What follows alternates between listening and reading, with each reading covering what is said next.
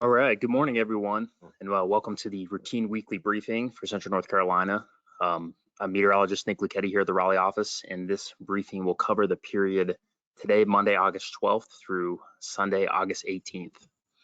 So before we get into our routine, weather for this upcoming week, I just wanted to discuss a couple lingering impacts from Debbie really quick. So first off, this is an analysis of the 7-day observed precipitation.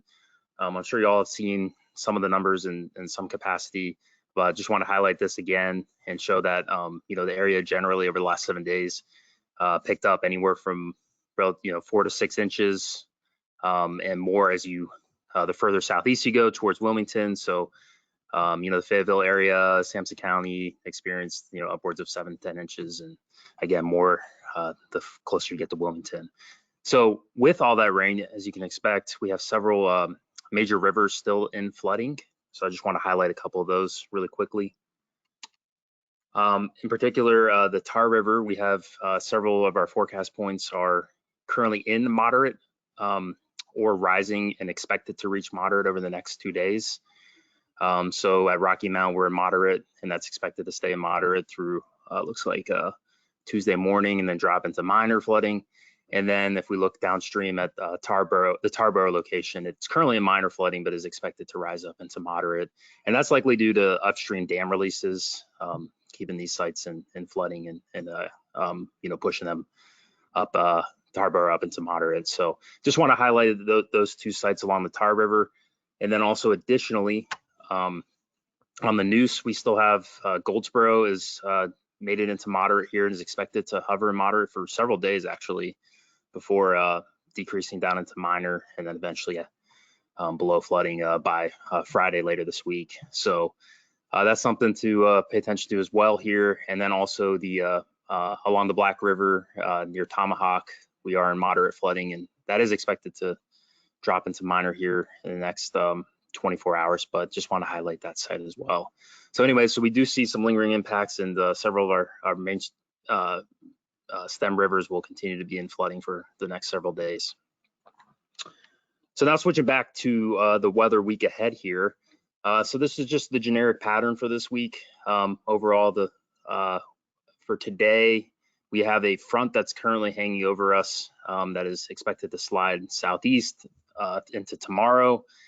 Out ahead of that front, it's very moist and unstable, and we are expecting to see a continuation of some showers and storms. We currently have some out over Sampson County, and we do expect additional showers and storms to develop this afternoon and into the early evening period.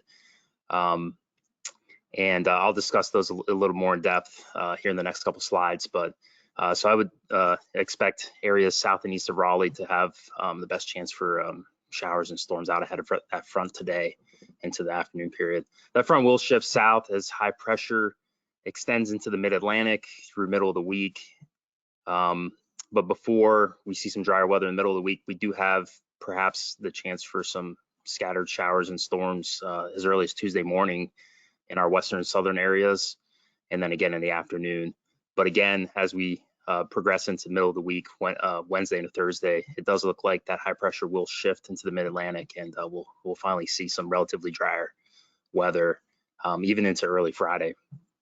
As we progress into later Friday into the weekend, that high will shift offshore, and we'll start to see return southerly flow, and then the return to some shower and storm chances as we progress into the weekend time period. So this is just look at the accumulated precipitation forecast for the next 5 days. So you can see today in the upper left corner here, we're highlighting areas south and east of Raleigh with the best chance for accumulating precipitation and perhaps some heavier rain in the Sandhills and southern coastal plain, which I'll again discuss here in a second, some potential hazards associated with that potential heavier rain. But then as you go into Tuesday and then Wednesday into Thursday, you can see there is a general decreasing trend in the precipitation amounts expected, hence that drier weather that I just discussed on the previous slide. And then again, as we get into Friday, perhaps western areas have a little bit better chance of some showers and storms ahead of the next cold front, but into the later Friday evening, into the weekend period, I think those chances will increase area wide. So overall, 5-day total, most of that rain coming from today. You can see again highlighting south and east of Raleigh of having the best chance for highest rainfall amounts in the next 5 days. So again, with the potential for some heavier rain south and east of Raleigh today, we do have a flash flood watch that's in effect until 10 p.m. tonight. A lot of this is related to the high amounts of rainfall that these areas experienced from Debbie, so it's highly saturated soils, and we've also had some impacts, some showers and storms the last several days impact these areas as well. So with some potential for some heavier downpours and maybe some localized amounts of 2 to 3 inches, you know, there is a chance for some flash flooding in these areas through this evening. And this is further highlighted in the Weather Prediction Center's excessive rainfall outlooks. So this, the left panel here highlights today, the biggest concern again is in the Sandhills and Southern Coastal Plain, where there's a slight risk for excessive rainfall for anywhere from isolated to scattered flash flooding will be possible in those areas. There's a slight sliver of our southern Piedmont is included in a marginal risk for Tuesday, and then there's no chance on Wednesday for any excessive rainfall. And then additionally, in a very similar geographical area, today from severe thunderstorm potential, we are in a marginal risk in that far southeast of our area. And then again on Tuesday in the far southern Piedmont, perhaps, is also sketched in there in the second panel. So with these storms, there is a potential for some isolated damaging wind gusts, but they should be pretty isolated in general. But that threat should align with where the heavy rain threat is as well. So this is a graphic that we like to show every week from the our experimental graphic hazardous weather outlook. So this is just the matrix of the potential threats for the week. You can see that again, the severe thunderstorm threat is highlighted for damaging winds today and tomorrow. Again, geographically, that's going to be mostly south and east of Raleigh today, and then perhaps the far southwest Piedmont tomorrow. Maybe perhaps in the morning time, actually, into the afternoon period. And then we also have the excessive rainfall potential in the south and east of Raleigh today. That's lit up as orange here. And then again, the southwestern Piedmont, a limited chance for tomorrow.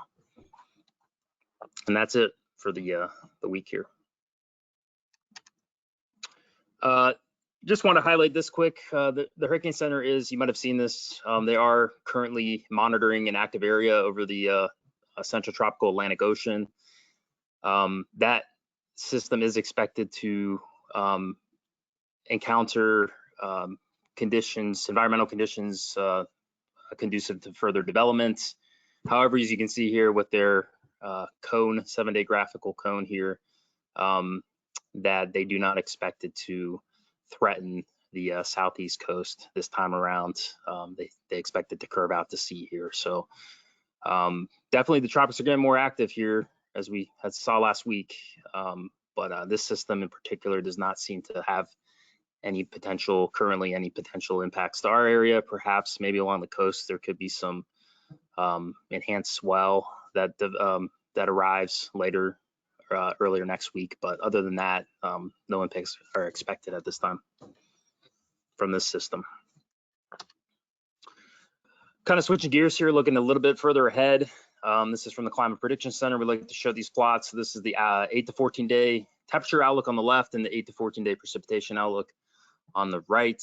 And you can see that for both of these, it seems like we're pretty much near normal, maybe slightly above average potential for some warmer temperatures and also for rainfall. But overall, it looks like a pretty normal, end of summer type pattern here is expected over the next, in the August the 19th to 25th timeframe. So just a quick summary here, and then I can take any questions you might have. Again, for today, out ahead of a front that is sagging southward, we could see some scattered showers and storms continue through the early evening period. And then on Tuesday, over the western and southern areas locations, there could be some scattered showers and storms in the morning into the early afternoon period. High pressure should slide into the mid-Atlantic, promoting drier conditions through the middle of the week.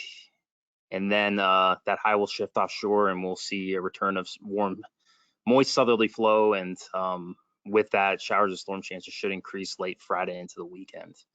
So as far as hazards and impacts, again, we have a flash flood watch out for areas south and east of Raleigh. Those locations would have the best chance to seeing perhaps some isolated scatter flash flooding later today, or later this morning and into this early evening period. And then also there's, along with that, a marginal threat for severe storms in this area as well. So with that, I'd like to thank you all for attending and listening, and I'd be